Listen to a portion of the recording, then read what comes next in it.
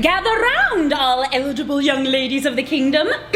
His Royal Highness Christopher Gerald Windermere Vladimir... Emily, what are we doing here? Yeah, you said you had a surprise for us. We're teaching Prince Gerald here all about the ABC TV movie musicals of the new millennium. And I just managed to find a copy of the 1997 version of Cinderella! Excuse me a minute. I love everything about this movie. The costumes, the production design, Bernadette Peters. Not to mention that timeless Rodgers and Hammerstein score. Wait a second. Emily taught me all about Rodgers and Hammerstein, and they stopped writing musicals in the late 1950s. Well, believe it or not, Gerald, this is the third incarnation of Rodgers and Hammerstein's Cinderella. You see, it all started in 1957 with a very young Julie Andrews at...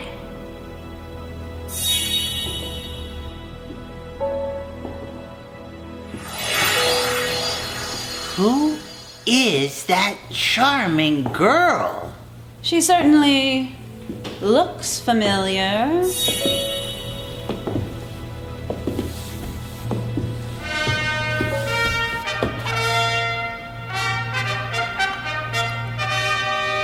"10 minutes ago I met you." Haley, are you really going to let this complete stranger monopolize Gerald's attention?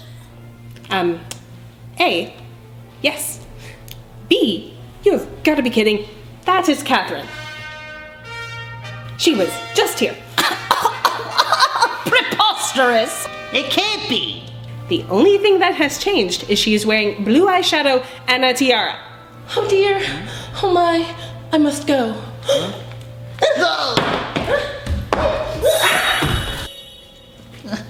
Wait!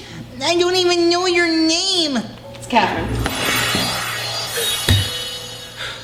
Oh, Fairy Godmother, this has been such a lovely night. Please don't let my white friends ruin it by not recognizing me with a different hairdo. See? Katherine. Oh, Katherine!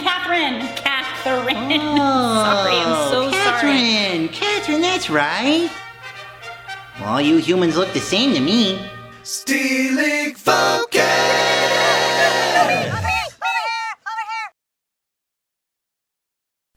Greetings, Broadway babies. I'm Emily. And I'm Gerald. And welcome to our Stealing Focus ABC Musical Madness Retrospective. This is the mini-series that reviews the ABC TV movie musicals of the late 90s, early 2000s. Each episode features our thoughts, Like what works and what doesn't. as we go into the history of the musical, plus how the movie fares as an adaptation.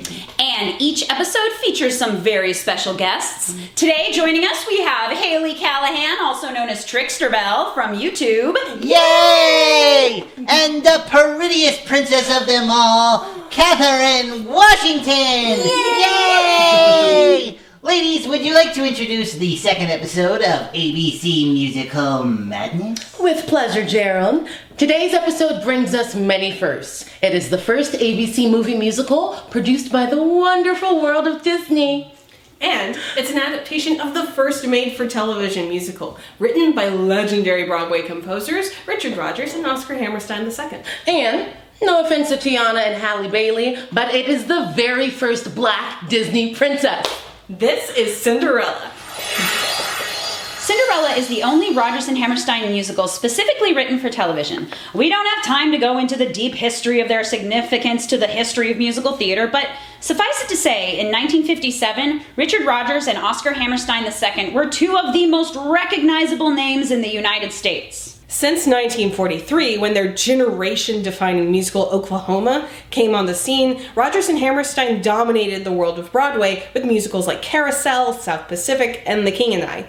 And all these shows came with wildly popular film versions as well. In the 1950s, this newfangled thing called the television rolled around, and thus a new medium to showcase the work of Broadway. Rodgers and Hammerstein musicals were already popular on shows like Ed Sullivan, but in the late 50s they were looking for something new, something that could be written specifically for the medium and be broadcast into every home in America. The result was Cinderella, which created kind of the idea of event television. It was written as a vehicle for Julie Andrews, only a Broadway star at the time, and was broadcast live on CBS on March 31st, 1957. It was viewed by over 100 million people, the largest TV audience in history at the time of its premiere.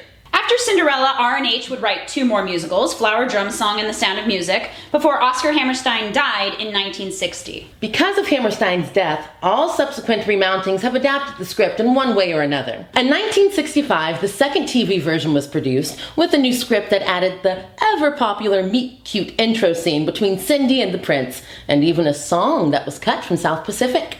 The 65 movie starred Miss Scarlet, Leslie Ann Warren as Cinderella, Celeste Holm as the fairy godmother, and Ginger Rogers as the queen. Oh, by the way, the plot of Rodgers and Hammerstein's Cinderella is Cinderella. It's a pretty basic, straightforward retelling of the classic fairy tale, Cinderella.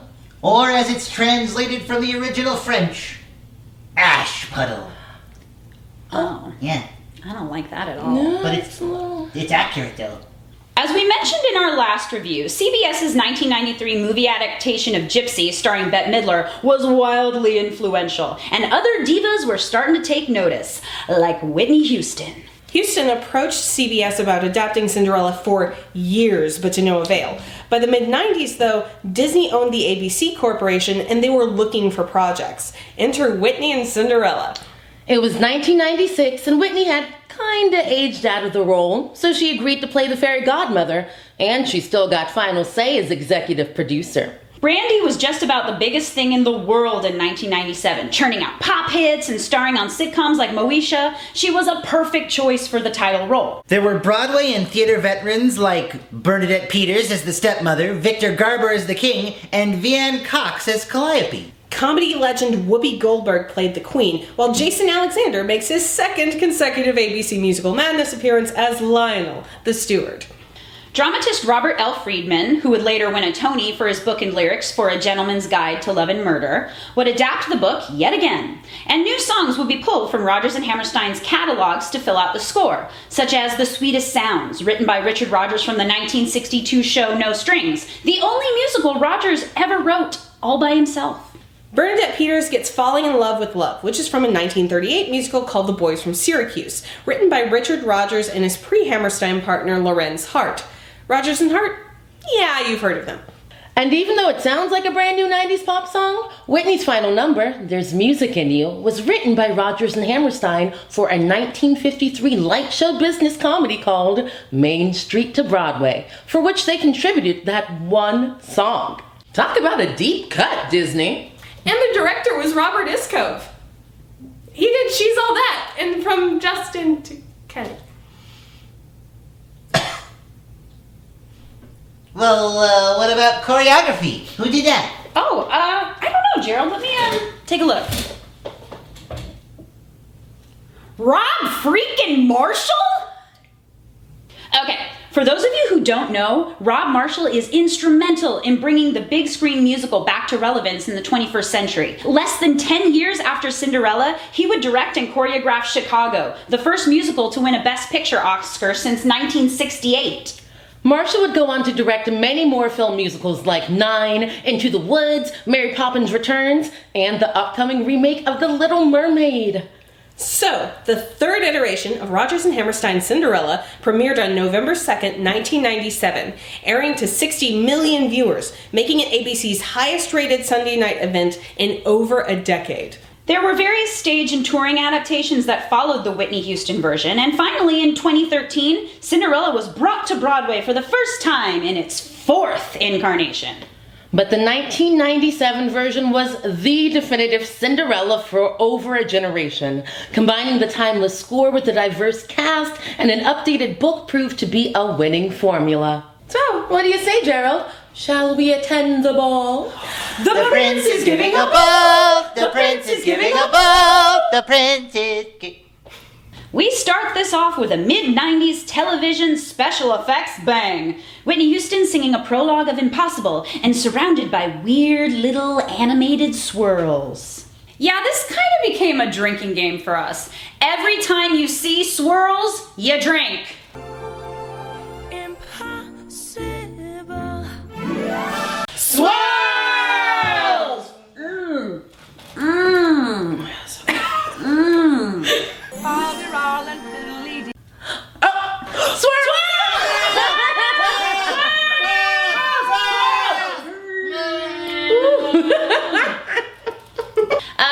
Okay. In all seriousness, one of the best things about this movie is its use of Rodgers and Hammerstein. Rodgers' gift for melody and Hammerstein's earnest but not cheesy lyrics help to make Cinderella one of their most accessible scores. I know timeless gets overused, but why do you think they keep remaking this thing, huh? The mid-90s arrangements fit with the melodies and sentiment without overwhelming. And while Whitney has some of her trademark Whitney riffs, and why wouldn't you? For the most part, she and Brandy play it legit, and they sound great. It's a real testament to their versatility as singers. The sweetest sound sits lovely in Brandy's voice, and she's delightfully playful in My Own Little Corner. Much more in tune with a Disney Renaissance heroine than someone who's mild and as meek as a mouse.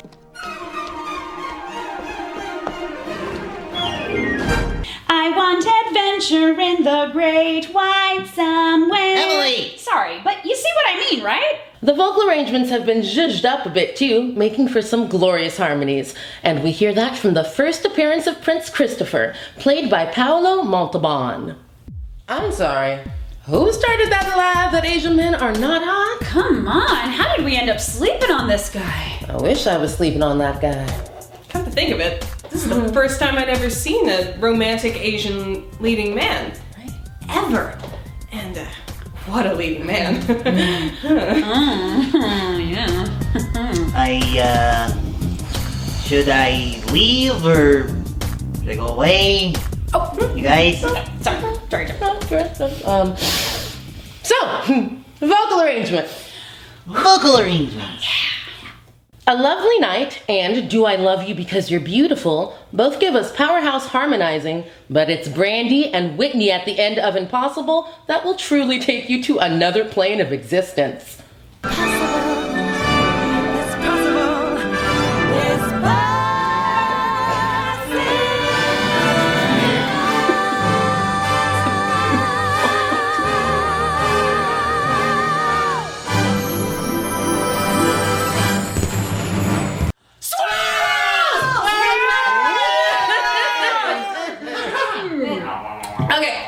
Okay. I'm the artsy whiny designy person here, and I want to talk about the production design. From the moment they appear on the set of The Good Place, and yes, that is totally Little Europe from the Universal Studios backlot, this movie is gorgeous.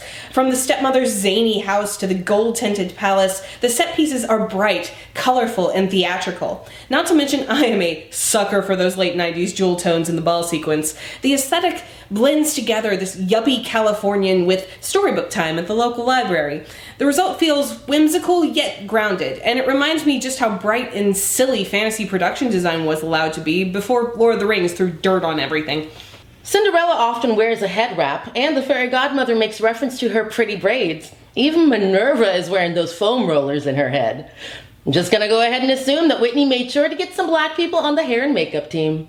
Yes, they exist, Hollywood. Go forth and find them. Please. And you can't have a timeless fairy tale musical without some big flashy choreography, right?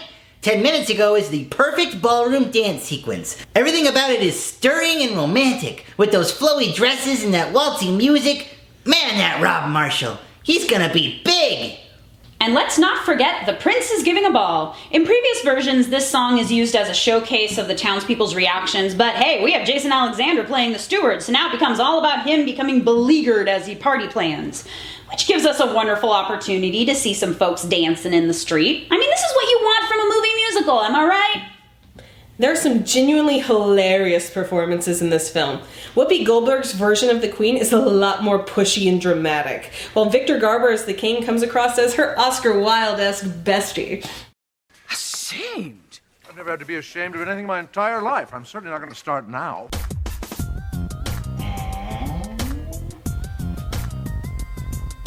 The entire Step family is funny, and that is a hard line to toe. Cinderella's stepsisters in any iteration can get real obnoxious real fast, but in this one you kind of like them.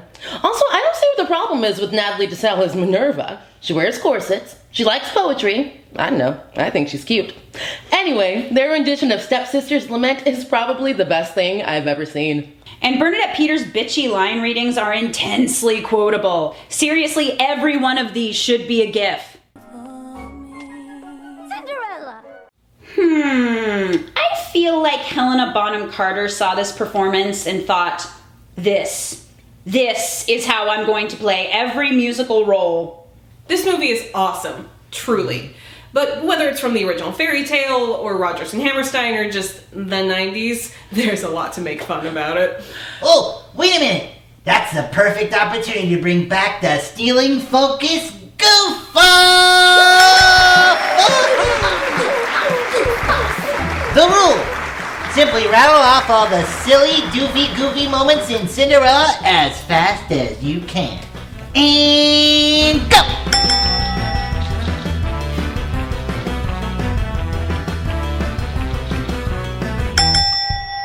Why is that hat any more ridiculous than what you're already wearing, ladies? Hey, Prince Chris, did you lose a button on your shirt after your waxing appointment? Not that I'm complaining. What is that accent, Jason? Is it Russian? Italian? Nope. It's Genovian. Can't keep up. Don't worry, Your Majesties. He will need someone tonight. I can feel it in my bones. Oh, Your Highness. Aw, those spoons brought Brandy her first big acting moment of the film.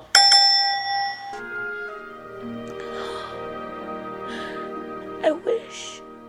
More than anything. I feel like she's less of a fairy godmother and more of a time traveler from Gallifrey. Or Will Smith Genie's mom.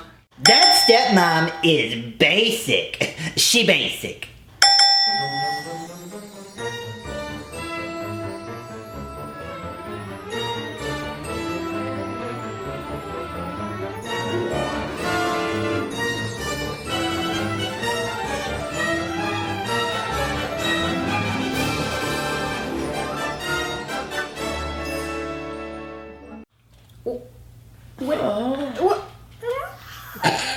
Oh my god!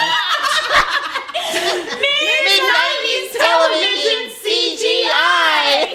So bad.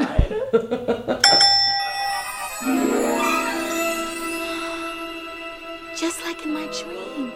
You dreamed about 3 white men waiting on you? Same. All right, now you're on your own. Aren't you coming with me? Oh, no, honey. I had a girlfriend go to one of these uninvited. It didn't end well. I know that you felt that certain something between us. You know, I honestly wish there was something between us. Really? Yes. A continent. You're turning down Bernadette Peters. You are the goat-screwing gargoyle from Hunchback. You don't get to be picky.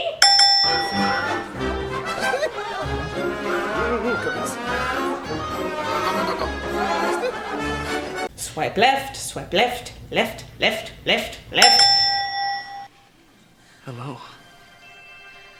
How do you do, Your Highness? Okay, wait. You already had your meet cute in the first scene and you don't know each other? You two are clearly face blind. She's a frothy little bubble with a frilly sort of air, and with very little trouble, I could pull out all her hair. Oh my god, she's not even that pretty. How does she have so many followers? I knew the sweet invention of a lover's dream. The time-honored cheesy musical theater tradition of singing cheek to cheek in the most unnatural way possible. Are you making believe you see in her a girl too lovely to be real? So Dolores Van Cartier can sing a reprise, but no love for Anthony from Sweeney Todd? Come on.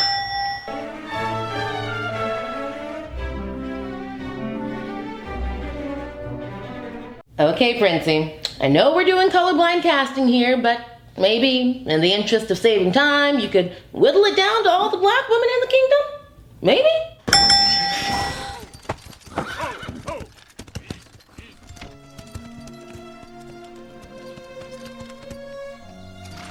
Just like those royals, isn't it? And here it is. The prince sees Cinderella from the back, and that is how he finally remembers her. Swag!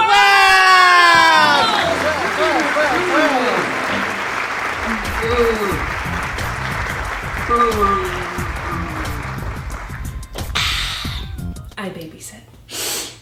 Rodgers and Hammerstein's Cinderella has been a beloved classic for over 60 years, but to this day, I don't know if any of the adaptations have come even close to the 1997 version. The stars, or swirls, aligned at the perfect time, giving us a modern adaptation with a cast that looked like the very American audience watching at home. As a little girl, I can't begin to tell you guys how much this version of Cinderella meant to me. I saw one of the most famous fairy tale heroines being portrayed by a face that looked like mine for the first time ever. Cinderella 97 is the perfect family musical and a wonderful way to introduce your kids to the works of Rodgers and Hammerstein. Hey, maybe Disney really does have this movie musical thing figured out. Maybe they do, Gerald. After all, only 2 years later, the wonderful world of Disney would do it yet again. Only this time, instead of adapting a short teleplay, they would tackle one of the world's most popular Broadway musicals. And bet your bottom dollar, Gerald, getting that musical to under 90 minutes was no small feat. Leaping Lizards! Stealing Focus!